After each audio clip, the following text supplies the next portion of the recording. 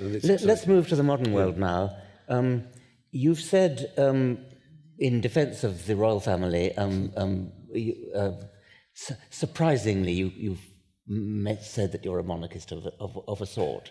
And one of the points you made was that although the Queen has no power officially, it's somehow good for the Prime Minister to have to go every week and, as it were, explain herself to the monarch. And if only Trump had to go to Uncle Sam. Yeah, that's right.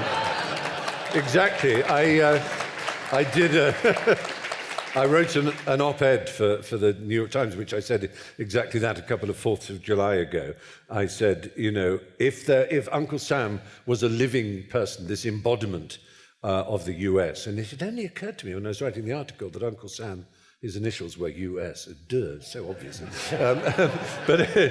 So there with his bony knees and his wispy beard and his stripy top hat and his waistcoat with the stripes and the stars and everything all over it, and he is an embodiment, a personification of what America is supposed to be. Barely a real human being at all, more an idea. And that's what a queen is, that's what a monarchy is. I mean, of course, somewhere there's some real DNA, a real person who sits on a lavatory and all the rest of it. But the queen, as far as we're concerned, is an image, an imago, a sort of, you know, a constant embodiment of an idea, not a person. And that's why when people meet the Queen, and actually great friends of this festival and of the great, amazing Randy are Penn Jillette and Teller, you know, Penn and Teller, who kind of own this town as magicians and great skeptics and rationalists. And I was emceeing, this is literally 20 years ago now, because I'm doing the same thing in 3 days' time for his 70th birthday, but it was the 50th birthday of the Prince of Wales, and I was emceeing the show we did at the London Palladium, and Penn and Teller did some magic at it. And after the curtain came down, Penn, who was next to me, said, no, what happens now? We've got to meet the prince, is that right? And I said, yeah, he just comes along the stage and says hello to everybody.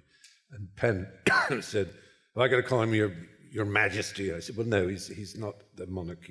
Technically, it would be Your Royal Highness if you wanted to call him anything, but don't bother. I haven't called you Penn once since we've been chatting in the last. You don't call people by their name, do you, Nick? Do you, Richard? You know, so just don't bother. Don't think about it. And do I have to bow? Because I'm American. We don't bow.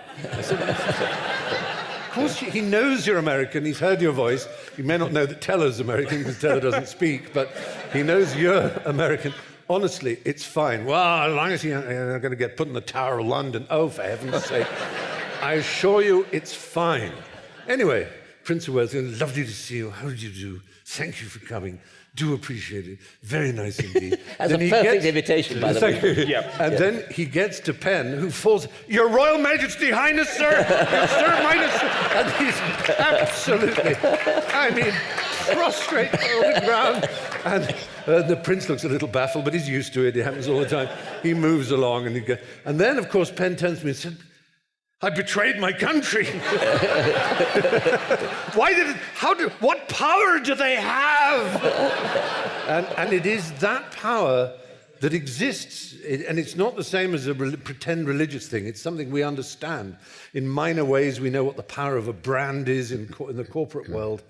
And in a much more concentrated and extraordinary and almost mystical way, the power of a brand like a monarch is such that I have seen people who are furiously anti-monarchistic, who in the presence of the Queen will melt slightly.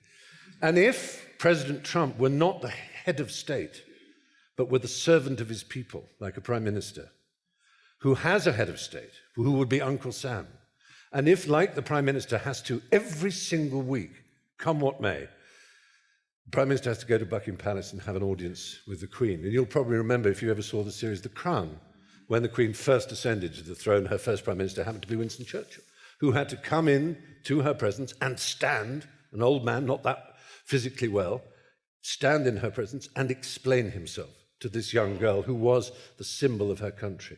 And she took the mantle on and has been doing it ever since. Now, if Trump had to do that, had to go to some colonial mansion on the hill where this figure of Uncle Sam was, well now, young Mr. Trump, what have you been doing this week? And Trump had to bow his head And he's bowing his head not because he believes in monarchy or some trumped-up nonsense to do with the divinity of kings, but because he is abasing himself in front of the idea of the country he is there to serve.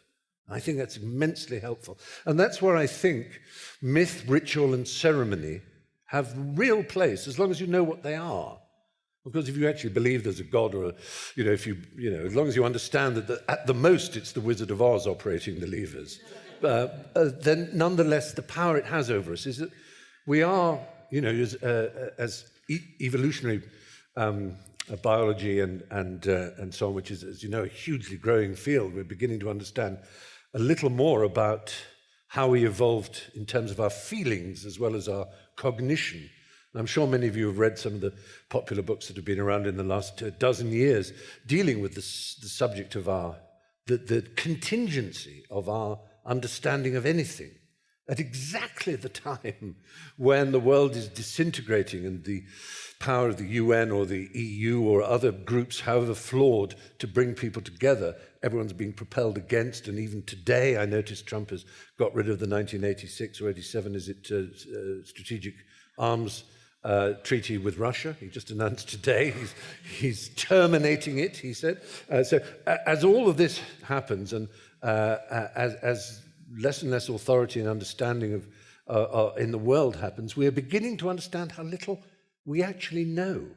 So that while skeptics and rationalists are very keen to remind people of how we should always examine the truth and look at the truth, we are the first to understand, thanks to Daniel Kahneman and thanks to various others, how little we know, and how much our cognition and how much our understanding is colored and changed, is transmogrified by both what we wish and what we have experienced, what our body expects us to feel or our eyes expect us to see. And we can't necessarily trust in everything. But that's an excitement. That doesn't mean we give up trying to know things. It means we try even harder to realize how our emotions have a huge part to play in everything we do. We are immensely emotional. And being skeptical and being rational is not denying that, it's understanding it. It's understanding the part emotions have to play. And ritual and ceremony and metaphor and symbol, which are the substance of art and so on, are also the substance of a lot of ways humans behave. I mean,